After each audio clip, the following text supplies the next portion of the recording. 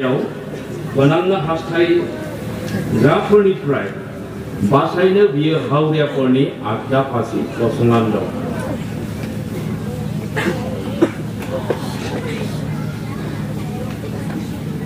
प्राणदण्डक समर्पित हुआ बा समर्पण करा मानवবিলাকৰ हाथर পৰা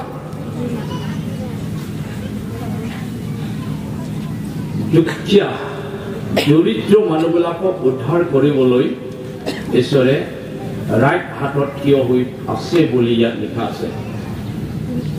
दाहाय जों नुबाय स्टार्टजानो दायाव गथाय जानाय मानसिफोरखौ स्टार्टनो गथायग्रा मानसिफोरनि आखाइनिफ्राय रैखा खालामनो बे आगदाहा गसंनानै थायो होननानै बुङो। माखासे मानसिफोरनि जिबनखौ इसोरनि जिउजों जों नुनो मोनदों। जोंनि ग्रुपआव इसोर आंनोबो खोन्थादों माखासे मानसिफ्रा बिसार खालामनानै स्टार्ट जानानै नरकआव गारजानो थाखाय स्टार्ट जानायनि दैयाव गथाय जानानै लांजागासिनो दं। अब्लाबो जिसु ख्रीष्टआ जेरै नोंखौ अनोखाय नोंनि आगदाहा थानानै नोंखौ रैखा खालामनो बे नेबाय थादों। मानोना पाप मावनाया थैनायनि लामायाव दैदेनलाङो। जों रमनि 3:6 टेस्ट पटनाव जेब्ला फरायो अब्ला जों बेवहाय जों नुनो मोनो पाप करा मानवবিলাকৰ प्रतिफलটো হ'ল মৃত্যুদণ্ড। ইয়াত কোনেবা আছে দেই এখন নিজকে বিচাৰিব লাগে। আজি মন পাল্টুৱাব লাগে, পবিত্ৰ আত্মা গ্ৰহণ কৰিব লাগে। সেই মৃত্যুদণ্ডৰ পৰা আমি জয়যুক্ত হ'বলৈ বা মৃত্যুদণ্ডটো আমি পৰাজয় কৰিবলৈ আমি হাৰিবলৈ আমি প্ৰাৰ্থনাৰ যোগেদি আমি নিজকে সমৰ্পণ কৰিব লাগে ঈশ্বৰৰ আগত। আৰু আমোচ 9:8 লিখা আছে ইয়াত চোৱা যি দেশবিলাক পাপ কৰি আছে সেই দেশক ঈশ্বৰে মহাপ্ৰলয় কৰিবলৈ বিনাশ কৰিবলৈ দৃষ্টিপাত কৰি আছে বুলি কৈছে। আৰু বেহাय আমোচनि 9:8 बुंदों जि हादरफ्रा पाप मावनानै दङ एबा जि व्यक्तिफ्रा पाप मावदाबो दङ इसोरा फोजोबस्रांनो थाखाय नोजोर होखाबाय होननानै आमोस नाबिनि गेजेरजों दिन्थिदों। मानोना आमोस नाबिनि गेजेरजों इसोरा जोबनाय मुगायाव मा जागोन बेखौ आमोस नाबिनो दिन्थिदों। बेनिखायनो अनजाग्रा खृष्ट लोगोफोर नोंनि थाखाय बे गाज्रि बोथोर नों दा बेयाव दङ नों दाहाय मा जाहैगोन नों मिथिया, गाबोन मा जाहैगोन नों मिथिया। बेनिखायनो नों सम मोननायावनो नोङो नोंनि पापखौ इसोरनि सायाव प्रेमा लानानै गोसो गाबनानै सोलायनायनि बे एकदमबारे गोनांथि दं। बेनिखायनो खावलायनाय थादों जों गोसो मोनसेयै बयनिबो थाखाय आरज खालामगोन। जोहोलाव सिख्लाफोर जुबुक हकल नोंसोरनि आगदा फासि जिसु ख्रीष्टआ गसंनानै दं। बे जिसुआ बुंदों मथिनि 18:20 पटनाव जेरावनो 2-3 गोसो मोनसे आंनि मुङै जथुमो बेयावनो आं लोगोसे दं। नेबिङा दिन्थिदों आगदा फासि गसंनानै बे लोगोसे थायो। गीतमालानि 16:8 पटनावबो बुंदों फोरबुआ आंनि आगदाहा थानायखाय आं बंबो बिसायाव गिनाय नङा होननानै बेनिखायनो फोथाय जिसु ख्रीष्टआ नोंनि आरजनि गेजेरजों पाप सिमान लानो आरो गोसो सोलायनो आवगायनायाव नोंनि आगदाहा गसंनानै दं। नोंनि आरजखौ खोनासं। हुदा बिजाबनि 4:7 बुङो দ্বিতীয় বিৱৰণ 4:7 লিখা আছে যেতিয়া আমি তেওঁৰ ওচৰত আগুৱাই পেলাই আঁঠু পাৰি পেলাই প্ৰাৰ্থনা কৰিব তেতিয়া ঈশ্বৰে ওচৰতে থাকি পেলাই আমাক অপেক্ষা কৰি থাকে বুলি কৈছে। ইয়াত কিয় আমাৰ প্ৰাৰ্থনাটো শুনিবলৈ জেৰেমিয়া chapter 33:3 লিখা আছে। জেৰেমিয়া মোৰ আগত প্ৰাৰ্থনা কৰা বুলি কৈছে। যাতে তোমাৰ প্ৰাৰ্থনা মই গ্ৰহণ কৰিম আৰু অকৈম কথাবিলাক মই তোমাক জনাম যি বিষয়টো তুমি আজিলৈকে জনা নাই সেই বিষয়বোৰ মই তোমাক জনাম বুলি কৈছে ইয়াৰ যোগেদি আমাক মানে ঈশ্বৰে জনাবলৈ বিচাৰিছে যেতিয়া আমি ঈশ্বৰৰ নাম লৈ আমি প্ৰাৰ্থনা কৰে তেতিয়া ঈশ্বৰে আমাৰ ওচৰত থাকি পেলাই আমাৰ প্ৰাৰ্থনাটো শুনে আৰু প্ৰাৰ্থনাটো উত্তৰ দিয়ে আৰু সেই কথাবিলাকে আমি বিশ্বাস কৰি পেলাই আমি প্ৰাৰ্থনাত আগুৱাব লাগে जों बे बाथ्राखौ लानानै जों फोथायनायजों जों आर'जआव जों आवगायनो आरो बे जोंनि खाथियाव दङ नोंनि आंनि गासै भुल अपराधफोरखौ निमाहा होनो आर'जखौ लानानै आरो बियो नोंनो गोथां जिबनखौ होनो आरो देहायाव सोखाजानायखौ होनो नोंनि फरायनायाव आशीर्वाद होनानै हेफाजाब होनो फै आवगायबो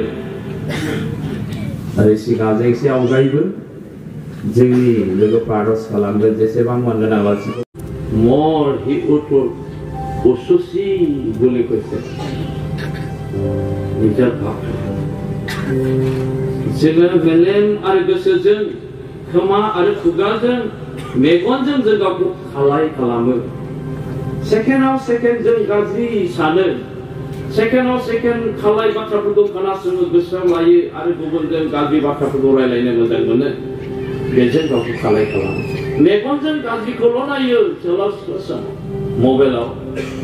मबाइलखौ नों गाज्रिखौ नायनायनि गेजेरजों नों प्रेक्टिकेलाव थाङाखैब्ला बाइबेला बुंदों नों बेबिचारि खालामबाय माथाइनि 5:27 बाथ्रा नोङो मोदोमनि लुबैनायखौ लानानै सोरबा सिख्लाया जोहोलावखौ नोजोर होबायब्ला सोरबा जोहोलावा सिख्लाखौ नोजोर होबायब्ला बे बेबिचारि खालामखाबाय होनना बुंदों जिसुआ अब्ला नों मोदोमनि लुबैनाय मेगननि लुबैनाय अभिलासखौ लानानै मबाइलाव नों जुदि गाज्रि फिल्मफोरखौ नायबायब्ला नों बेबिचारि पापआव दं सोरबा सासे इसोरनि मावग्राब्लाबो सोरगोआव थांनाय नङा इसोरनि मावग्राफोर मबाइलाव माब्लाबाबो गाज्रिखौ दानाय नङाब्ला धर्मआव बेनिखायनो आंनि उन मेलेम आरो गोसो खोमा आरो खुगा मेगन बेखौ बुंगोन आरो जेखौनो रखा खालामनो हाया गुबुननि सिगाङाव नों लाजिनो नाङा जेराव दं बेयाव आं बेबिचारि खालामबायब्ला सोरबा आं बेबिचारि पापआव गोग्लैबाय मेलेम आरो गोसोजों नोंनि देहायाव सेकेन्डआव सेकेन्ड गाज्रि सानो नों बाइबेलाव बुंनाय बादिनो मानसिफ्रा उन्दैनिफ्रायनो गाज्रि खालामनानै बेबायदिनो आंनि साननायफ्रा गाज्रि जिसु आंनि मेलेम आंनि गोसोखौ नों गोथार खालाम आंनि खोमा आरो खुगा जिसु नों गोथार खालाम आंनि मेगन नों खेमा खालाम मानोना आंनि मेगनजों गाज्रिखौ नायबाय गाज्रिखौ बुंबाय खुगाजों जिसु नों आंखौ निमाहा खालाम आथें आखाइ अंगफोरजोंबो नोंनि देहायाव पाप खालामबाय जिसु नों खेमा खालाम आसामिसाव बुङो जिसु মই এজন পাপী মানুহ মগজৰে মনেৰে সেকেণ্ডত সেকেণ্ড বেয়া ভাবি থাকো এই সকলোকে ক্ষমা কৰা কাণেৰে বেয়া কথা আলোচনা কৰাটো কাণ ফাটি পেলাই শুনে আৰু মনত ৰাখে আৰু মুখেৰে আলোচনা কৰে আৰু চকুৰে বেয়া দৃষ্টি কৰে যিশু এই সকলো পাপবোৰত ক্ষমা কৰা তোমাৰ পবিত্ৰ তেজৰ দ্বাৰা ধুই মুচি পবিত্ৰ কৰা हालेलुया हालेलुया जों आरज खालामनि जेसेबां दं जलस्राफोर जबरदस्ति हकल प्रार्थना करा मुख मिली पेलाय आवाज दी पेलाय प्रार्थना करा जिसु तो माथि पेलाय प्रार्थना करा जिसु नाम तो आनि पेलाय प्रार्थना करा हालेलुया Praise the Lord जिसु apa आरज खालामदों नोंनि आथिं गुदियाव प्रभु जिसु apa नायबाय जेसेबां जलस्राफोर apa नोंनि आथिं गुदियाव गंलाय फैदों प्रभु Oh haleluya Jehovah Isor nang Elohim nang Immanuel nang Jehovah Rabbah haleluya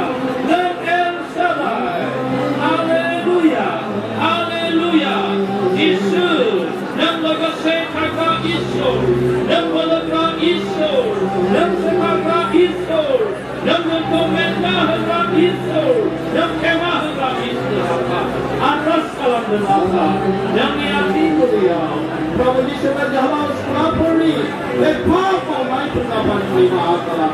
Oh jalan, Iswrniyao nang dikacau bersama nang mai beli hwnai batra, nang dipap siwan alaikum nimaha hwnai, nang dipap bersesada.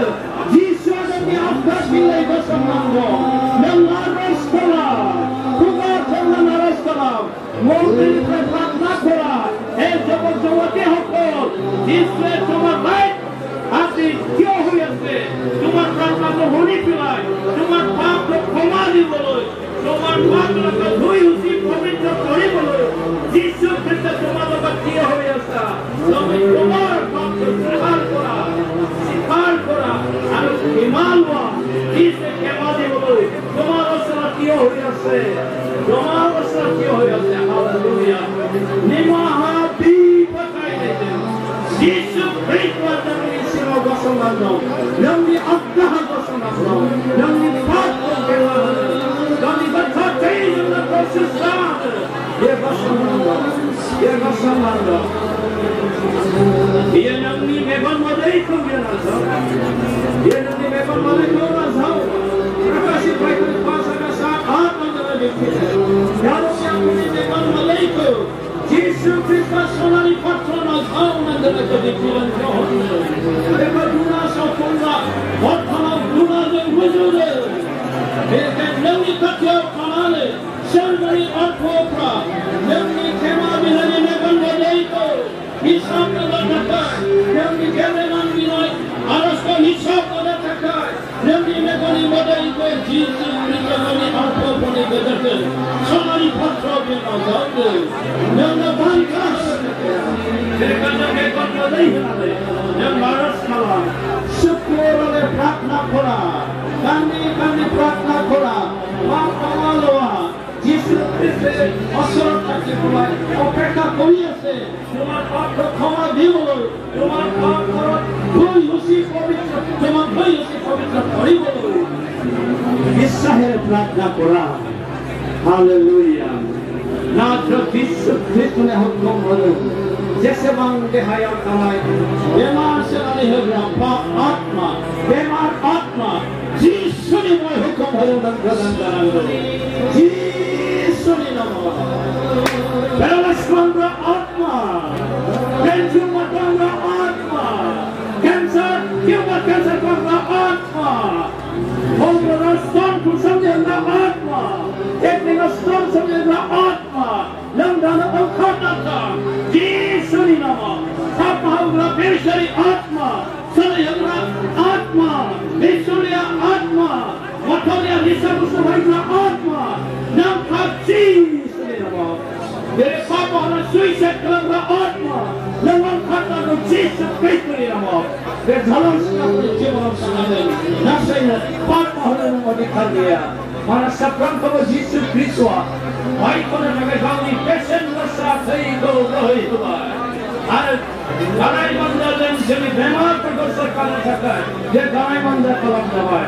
Dari kerana adhikar dia, sapran berjalan selapani prai, sapran berhansi perni dehari prai. Dengan katnando, mana sapran ini berzebon ada dehaya. Yesus Kristus ini gathar jenis agak mandir banai dawai. Yesus ini tijan boy jalane. Yesus ini tijan sesra jalane. Gathar jiran sesra jalane. Dari kerana saksi ini berdehaya. Anane yang aji kalam dengan adhikar dia. Pap atma dan gadamza. Hallelujah. Hallelujah. Praise the Lord. Baaway nama ng Yesus ni mainaikou. Baaway nama ng Yesus ni mainaikou. Baaway nama ng Yesus ni mainaikou. Binidul kuar bojanaya bese on taubaga binidul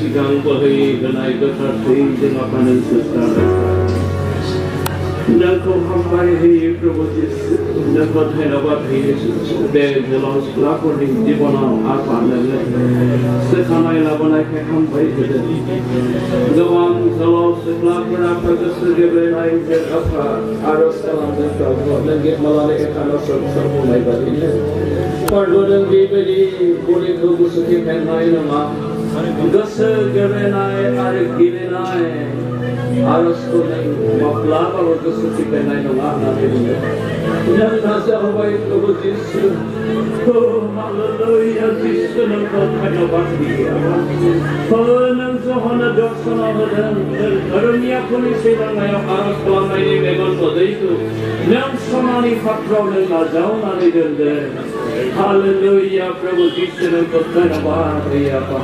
Nangko hambai hai Prabhu Jisu. Apa jale maan ganang alas pranari gathero baik kabargo apa gajalas prapana permai kinai gajar yang bisa kau persat nai labai apa. Hambai hai Prabhu Jisu. Jai bithang mana gawang kosto lanai nangi batka pergo perang babai jane apa.